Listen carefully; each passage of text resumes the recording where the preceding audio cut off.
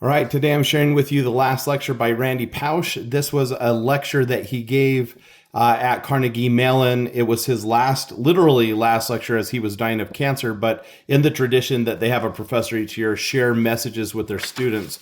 You see the copyright here is 2008, and he gave his lecture and then about a year later passed away. In the meantime, he wrote it down. And so there's more details here. The cool thing about the book is there's pictures and extensions of the things he talks about in his lecture. One of my favorites that's in here that's not in the lecture is he talks about how his wife dinged up their car coming out of the garage. And he's like, who cares? Like, it's a thing. Like, relationships matter, but things don't. One of the cool lessons that he teaches, and you only get it in the book. You don't get it in the actual video that you can find online. So I love this book. I've read it about once a year since it came out, and I give away dozens of these copies to my own students because I think those lessons that he learned in his life are so transferable to our lives and so inspiring. So love this book. You should check it out.